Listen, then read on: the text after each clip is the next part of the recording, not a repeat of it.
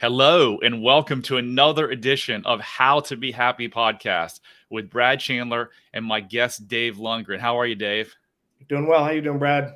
Dude, I'm awesome. I'm awesome every day, but I'm really awesome today because I've picked up your book and read it, and I am so freaking excited to talk about the content today because it's so much in my heart and has been for the last 20 months since I went through my transformation.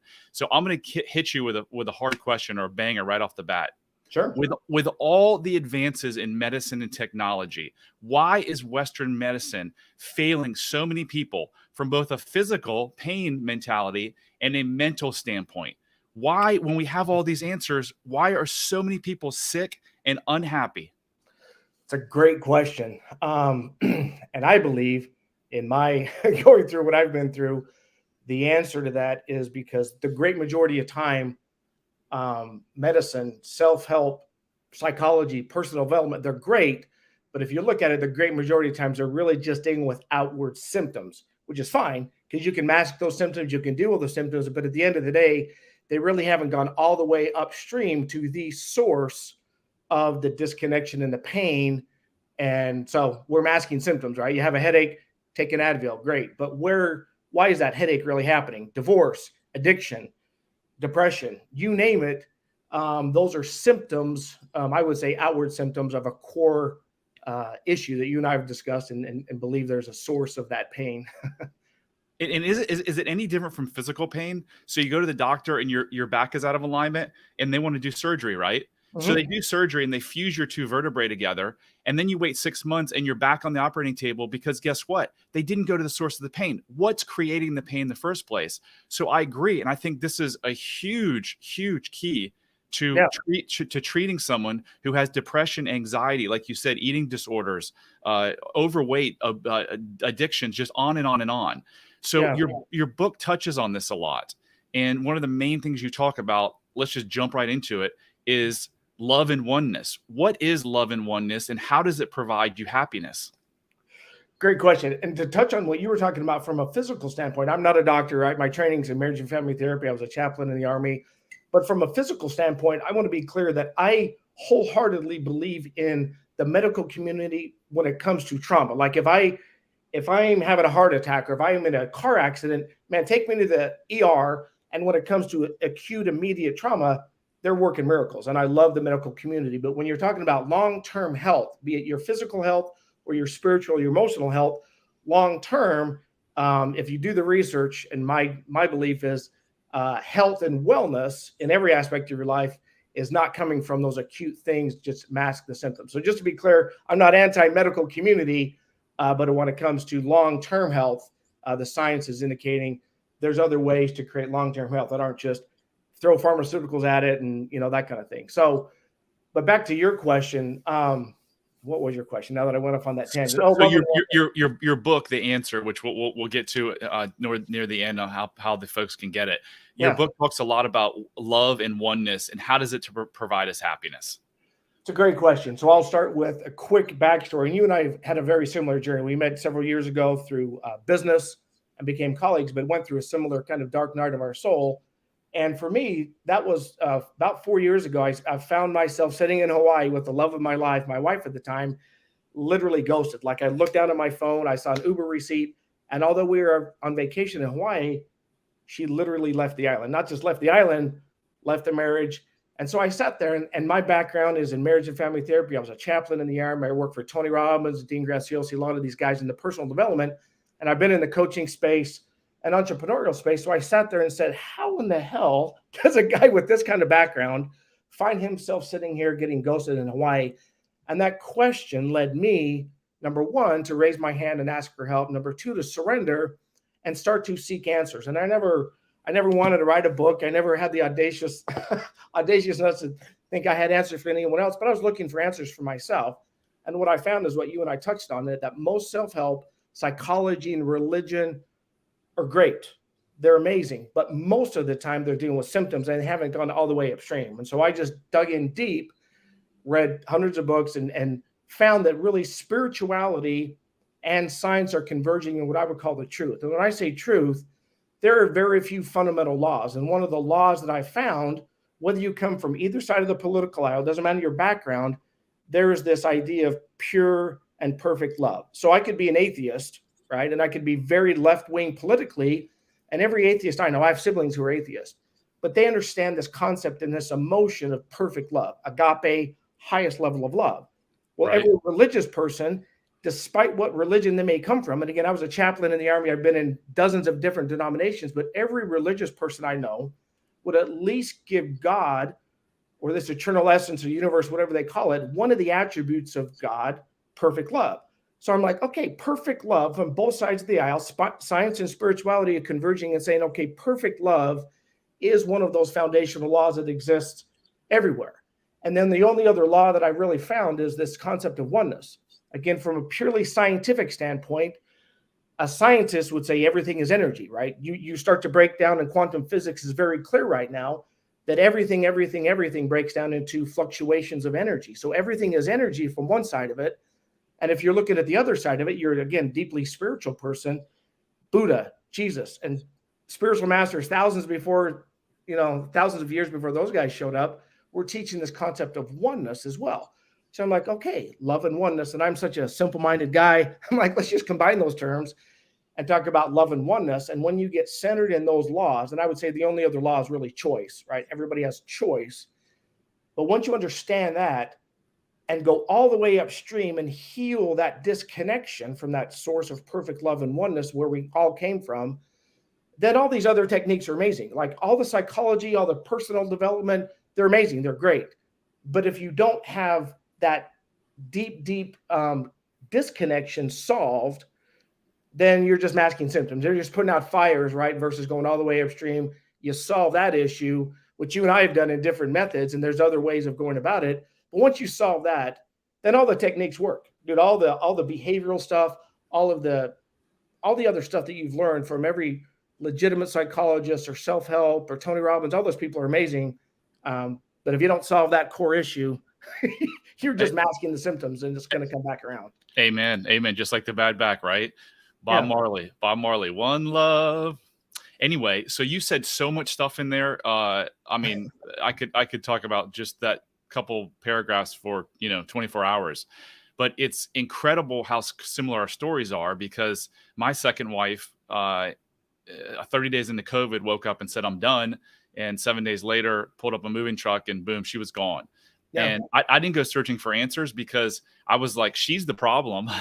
There's nothing wrong with me. So what I did, I went and dated a bunch of people for a couple months and just did what most males do. They blame, or females, they blame the other party, and then they go and they just recreate the same thing over and over and over again. That's why we have a 52% first divorce rate, a 60% second divorce rate, and a 72% third divorce rate, because it's her problem, it's his problem. And in marriage counseling, all they do is talk about better communication and be more affectionate and talk better and more date nights. And we both know that you can't do any of those things if you're fighting for your worthiness, or if that pain, that ultimate source of pain, isn't healed. So yeah, and I've definitely got that T-shirt. Having been through more than one divorce, and actually having that master's degree in marriage and family therapy, having been a chaplain, dude, exactly what I've got that T-shirt. I've gone and done that as well. And this God-shaped hole inside of all of us. And again, it doesn't have to, some people are turned off by the term God. We'll call it something else, right? There's this eternal essence that's inside of us that's giving us this life force. And I mean, this Hawaii experience that I mentioned to you, it was so devastating to me because I had so much of my self-worth and so much of my ego wrapped up into this marriage and this public perception on Facebook of, oh, this amazing, gorgeous woman, and oh, you're so successful in business and you guys are amazing. And when that was ripped away, God's like, bro, I'm going to get your attention, right? And God's tempted many times. I got other stories where, God tried to get my attention, but I finally surrendered, and I finally like, okay, because I'd made that same mistake. I tried to fill this God-shaped hole with all these other things, and there's not enough sex, alcohol, anything to fill that void. Now, all those things are beautiful, so I will never say having a glass of wine with a loved one isn't an amazing thing, but there's a difference between distraction and celebration. So you and I could be looking at a couple sitting there having a nice dinner, and if they're filled with love and they're truly connected at a deep emotional and spiritual level, and they're out having a nice dinner. You and I wouldn't be able to tell that because we only see the external. Conversely, there's a lot of people right now who are distracting themselves because they're so hollow. And you and I both know there's not enough money, there's not enough alcohol, sex to feel that.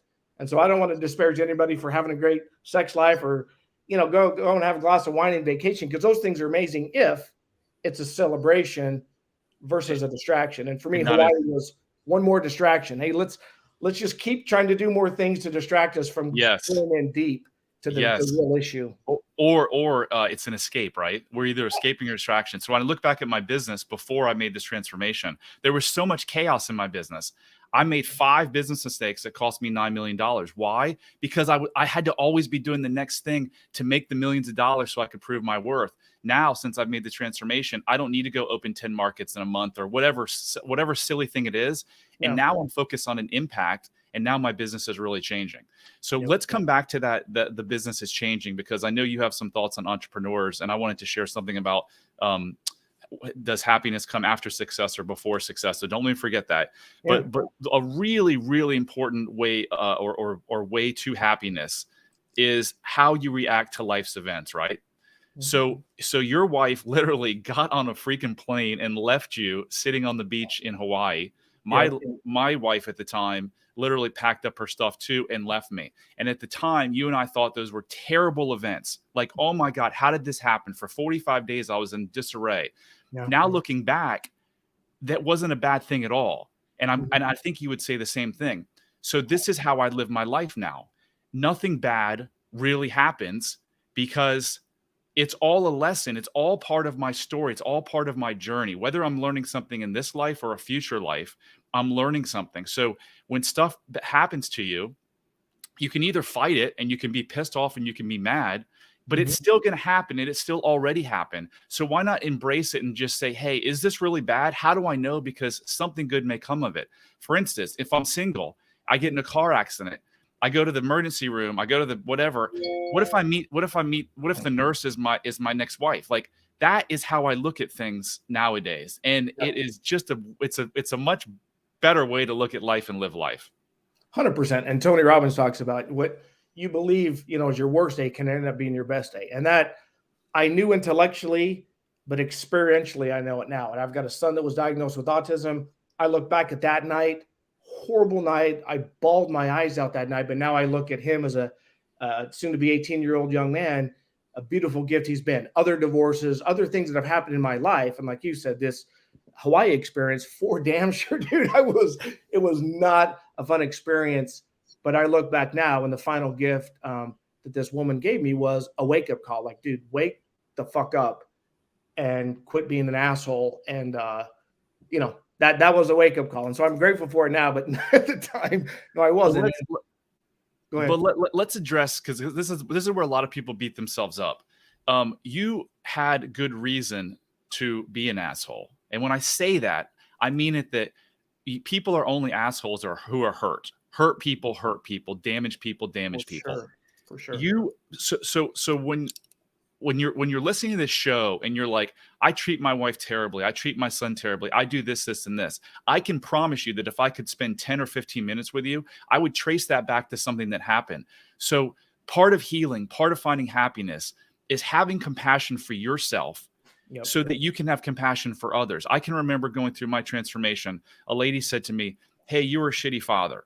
And I was a single dad for 11 years, and I did everything for my kids. But my hurtness drove my son to be pressured to play golf. And one thing that really helped me on my transformation, she goes, what else did you expect? You weren't the greatest father, but what else did you expect coming from where you came from? Look at your father.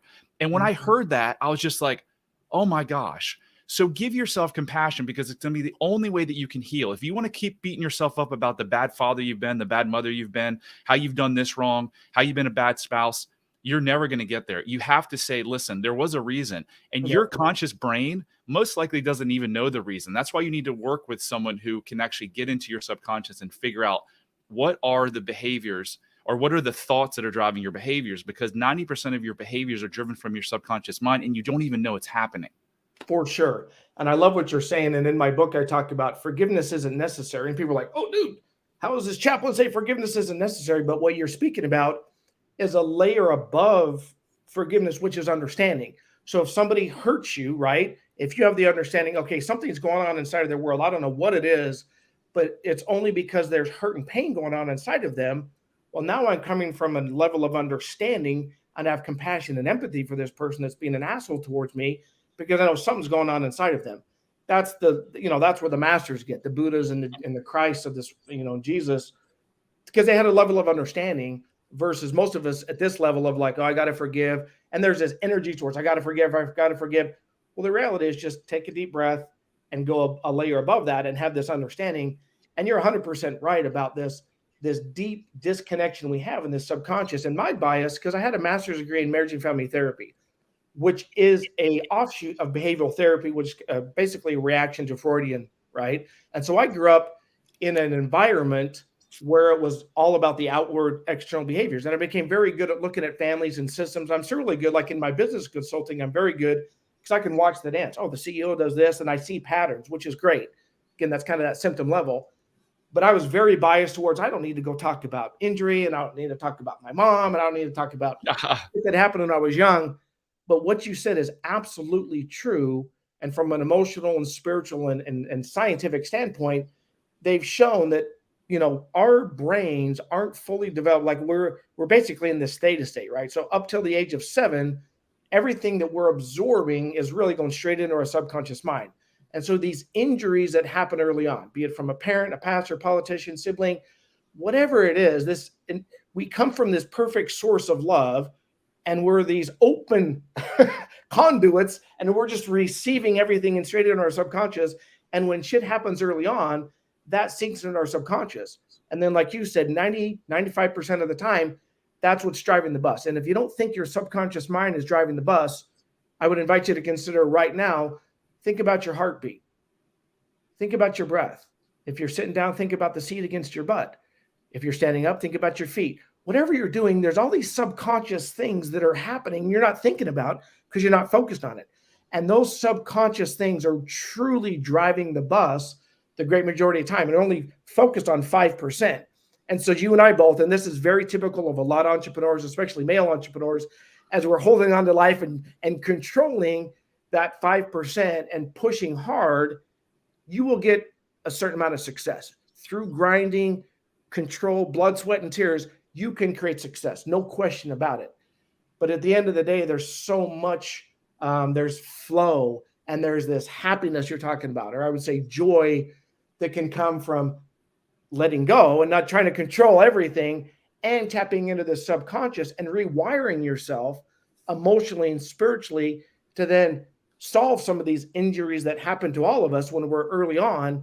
And once you get that subconscious, and once you get back to this pure source of self-love, connecting to that which created us, dude, things just become better. And what you said, there's this acceptance. It's like, oh, well, that was to be expected, right? That's what masters say. Oh, well, that's interesting. That business partner lied and cheated and stole. Oh, this person left me. Oh, cancer showed up. Oh, autism showed up. Oh, the world's in chaos. And you have this, you're deeply connected to everything because you have a deep care and concern, but you're not so obsessed with every little thing that happens. You're able to take a step back and be like, oh, and observe.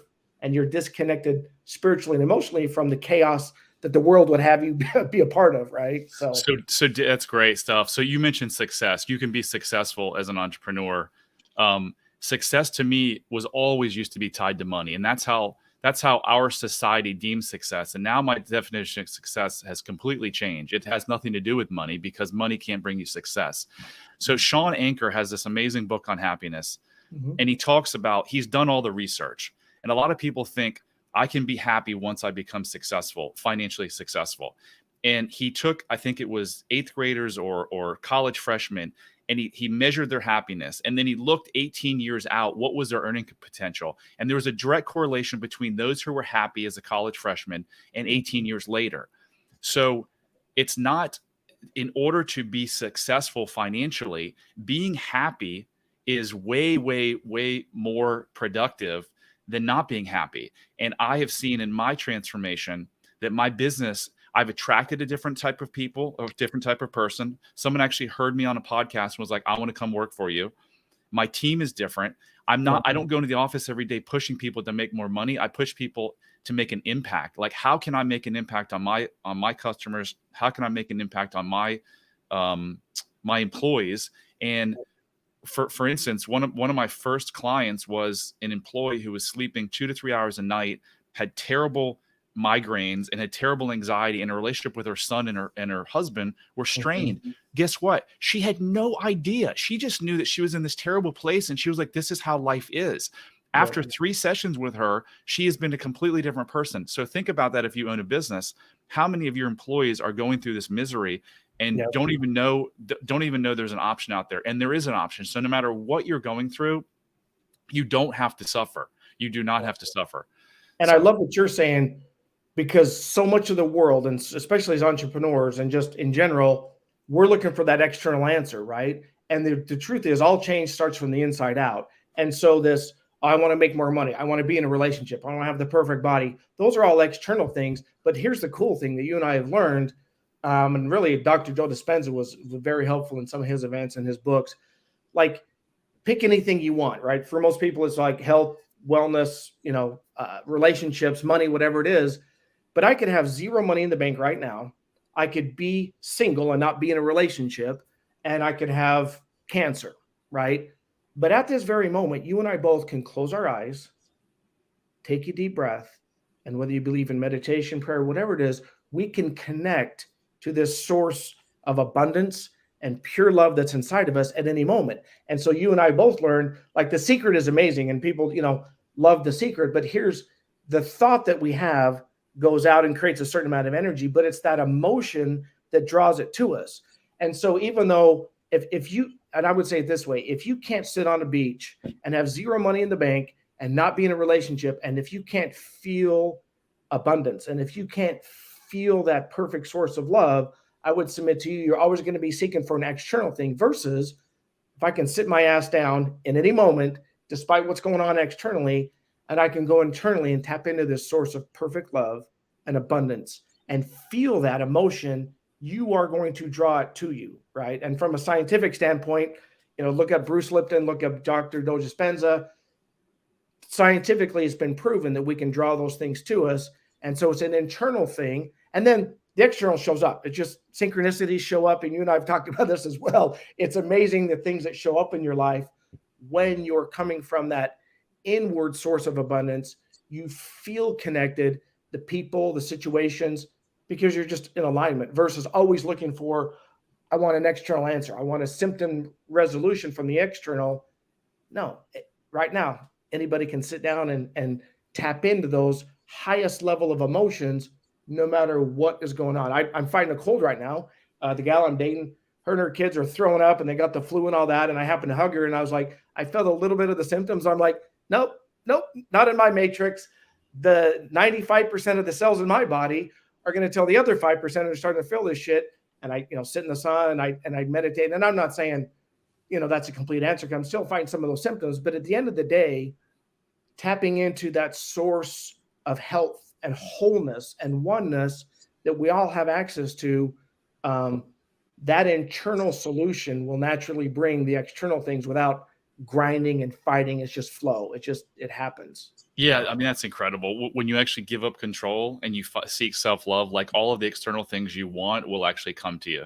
Mm-hmm. So Dave, a month before your wife picked up and jumped on a jet and left you in Hawaii by yourself, if you would have been listening to this podcast and you heard the part, which I'm getting ready to say now, that self-love is maybe the biggest component to pure happiness and freedom and joy, right? Yeah, where'd you get that shirt? Got it from my brother Brad. He's holding up a shirt that says "Love yourself." My shirt says "The only diet that works is self-love." So we're in agreement that happiness and freedom really come from self-love. So 30 days before your wife left you in Hawaii, if you were listening to this podcast, would you have said to yourself, "Well, I have self-love"? You would have. I would have. And me too. So tell me, because there's a lot of people that are going to be listening to this saying the same thing, because you and I said it. And when I tell people now this, and I say, hey, I teach self-love to find freedom, they're like, oh, I love myself. And then I look at their behavior and I'm like, no, you don't. So if someone's listening right now, How do they know if they truly have self-love or not? It's a great question. And I would say I knew it intellectually, and I would have said exactly what you said. And for me, dude, I'm heart centered now, and so for me, it's literally closing my eyes, and when I do that, right, whether you call it heart chakra, whatever you want to call it, spirit, God, when I connect to that now, I get emotional, right, and there's tears, and I would say that's the biggest thing. If you and this distraction thing that you and I talked about, and is a big thing in this world, and busyness, people are addicted to busyness. If you can't sit down and be quiet, turn off your phone and get away from everything and just sit and feel that stillness. And I would say it's just an internal thing. So I can't tell anybody else if they have that, but I would say it's an internal answer and it's very much heart centered. And for me, I didn't have that because I was intellectually trying to earn this love. And I came from a background, very conservative religious background. I had a near-death experience early on, and the interpretation of that near-death experience was, well, you're some special person, and so you've got to live up to the standard. So I always had this, holy shit, I'm not worthy, and I've got to live up to this expectation I had. So I did all these things from, getting a master's in marriage and family, from being a chaplain, and I was trying to earn all this versus just being like, you know what, dude, you are worthy. The source of perfect love is already inside of you, and we already have that. Everybody can close their eyes and take a deep breath, and whatever you call that, life force, whatever's giving you breath is already inside of you. So that's a very long-winded answer to say, if you can put your hand on your heart and you can close your eyes and take a deep breath, and there is an emotion, and I would say not just happiness, but there's a deeper joy and a sense of peace. And if you feel a connection to that, dude, that's good. And we can tap into that. And if you don't have that, that would be, I didn't have that 30 days prior to Hawaii. I didn't. It was intellectual, and I didn't experientially have that inside of me. Yeah. So you mentioned distraction. So I'm going to add a couple things to this. Like how do you determine if you have self-love? And I'm going to tell you some of these things because I was the guy doing some of these things 2 years ago.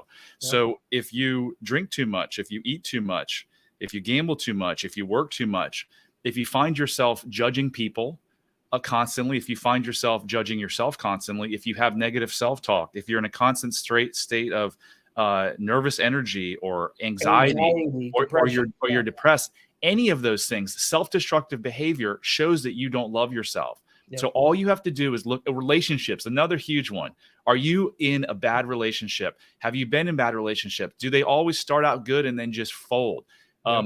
This is your brain doing its thing. It's supposed to be doing that. It's supposed to be finding you people that are not gonna create you happiness, because your subconscious brain, its only point is to keep you alive. So if you're in that situation, we can promise you that your life is affected probably in every single area of your life, in all of them, in business, health, relationships. And we're here to tell you, you don't have to suffer anymore. There's a different way besides traditional talk therapy. Dave has an amazing book. You can find it at dave/Lundgren.com. Amazing book on and the actual answers to how you go from a state of lack of self-love, lack of self-compassion, which is killing you in so many ways, to what we've been able to find, which is, I found my freedom. I literally was born again, literally and figuratively, because I now can be myself without needing to mask or prove to anyone, that I'm a different person. Yeah. And I love that. And here's the cool part. And I talk about this in my book, that individually, as you do this work, and, I call it reverse proofing. So if love and oneness, if that really is the key, and getting back to that understanding self-love and getting connected to that which created us is the answer, well, then the opposite of that would be what's causing all the problems. We'll look at society. I would say that separation and division is what's causing every economic and political issue we have. And for thousands of years, that's been the case. So how do you control a population of 7 billion people? Fear, and tell them they're divided by race, divided by gender, divided by political, whatever it is, keep them divided and keep them scared, and then you can control them. Versus, no, the reality is we all came from the same source, and inside we're all the same. We may look different genders and different colors, and that's a beautiful thing. But at the end of the day, all of us, you cut us open, and we all look the same, and we all came from the same place. we're all going to the same place. And so I call it reverse proofing, like my kid in algebra, right? If you can do a formula forwards and backwards, it's true. So if love and oneness at the highest level is the answer, well, then separation and division is what's calling the challenges. And if you look at every corrupt government and religion, when it's done poorly, every one of them, and the dogmatic organizations, dude, they're falling away, because that's the only way they can maintain control is through corruption and through governments and religions telling you, no, you're separate from that which created you, or you're all separate and we need to start wars and fight each other to keep you all distracted, instead of everybody just being like, at the end of the day, we are sovereign. We are sovereign spiritually. We are sovereign emotionally, and we can become sovereign economically. And then corrupt governments and corrupt religions fall away. And that's all the turmoil everybody sees. Everybody's like, ugh. I sit back and I'm like, dude, it's beautiful. We're in the middle of this cocoon. Or if you look at a seed that's been planted, yeah, it looks like a fucking explosion. It might be ugly, but on the other side of that. And so we're in this turmoil, and social media and technology are just amping it up. But it's a beautiful thing, because on the other side of it, as these dogmatic, archaic organizations fall away, there's another level in evolution for all of us and our entire species, I believe, to decentralize all of it. We're going to decentralize a lot of these organizations and get back to a deeper connection. It's inevitable. It might get ugly before it gets better, but it's inevitable for us. So aren't we all just souls looking for love? And if you can look at another human being as, instead of a different race or a different political affiliation, they're really just a soul looking for love. And when people are mean and nasty, they're hurt and they just need love. And you get to respond in one of two ways. You can respond in love, or you can respond in fear, ego, and just keep the cycle going. Yeah. So Dave, you mentioned a lot about oneness. You mentioned a lot about your essence, connecting to your essence. And I think it's really important to leave, as we wrap up here, two thoughts. I'm going to share this thought about who you were as a child, and then I'm going to ask your opinion on if someone is struggling, what are the next couple steps they can take to radically transform their life in a matter of weeks or months and not years. But if you think about it, when you were 2 years old, 3 years old, and you were your pure essence, there was no "I'm not affectionate." Every kid's affectionate. You put your arm around strangers, you play with strangers, you kiss strangers. There's no prejudice.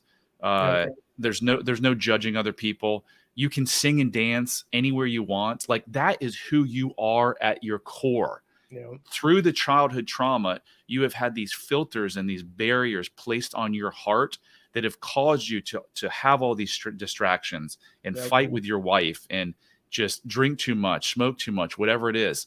But that isn't who you truly are. Who you truly are is the person you were made to be. And the great thing is, these were all learned behaviors. The only fears we were born with are fear of falling down and fear of loud noises. Everything else we created. So if we created these behaviors, we can uncreate these behaviors. For sure. And Dave and I are living proof. We struggled mightily. We had a lot of bad things in our life, both relationships and business happen. And now we're in a completely different place. We went through very similar paths. You can do the same thing. So Dave, if someone's listening to this and they've just listened to those questions we have about self-love, and they're like, oh my gosh, I don't have that much self-love. I do see how it's impacting. I do want to change. What do they do? It's a great question. Raise your hand, right? All change starts with honesty. Joe Polish taught me that. So being honest with yourself and say, you know what?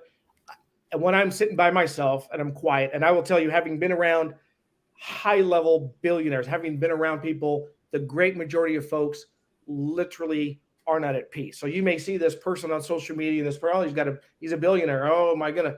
At the end of the day, dude, if when you can't sit alone and be quiet and turn everything off, if you can't find that inner peace, or you don't have that inner peace, which most people don't, I would say raise your hand and get help. And specific to what Brad's talking about is understanding, going back to those core injuries that happened. There was a time I worked with Kevin Wheeler. Right after Hawaii, I raised my hand, reached out to a colleague, a buddy of ours, Chris Arnold, and Chris was like, dude, you got to call Kevin. And the work I did with Kevin, there was one session where he literally went back to some of that injury I had when I was younger, and things shifted inside of me, and I got rid of that shame and that guilt, and I felt that connection again. And it literally was one session. Not that life was perfect after that. That's exactly what happened to me. 3 hours changed my life. Everything. Changed everything. So So if you guys are ready to change, we don't care if you work with us or not. Honestly, all we want to do is for you to experience the freedom and joy and love that we have right now. So whether it's us or someone else, just go to somebody. But there is help, and it doesn't have to be a Tuesday morning for the next 10 years that you go to your therapist. It doesn't have to be that way. I did it for 30 years. I don't know how many years you did it for. It didn't work for me, and it doesn't work for a lot of people. So there is a different way out there. If we can be of help, you can see us. You can follow me. You can follow me and find all my contact information at bradchandler.com/contact. Dave can be found at Dave Lundgren, dave-lundgren.com. And if you like this podcast and you want to share and spread this light and love, please subscribe, follow me, give me a nice rating, give me a nice review, and share it. And we'll have many, many podcasts to come where we teach people how to be happy, because there is a proven method for happiness and freedom, and you deserve it. Dave, that was awesome. Thank you so much. Thanks, brother. Appreciate you.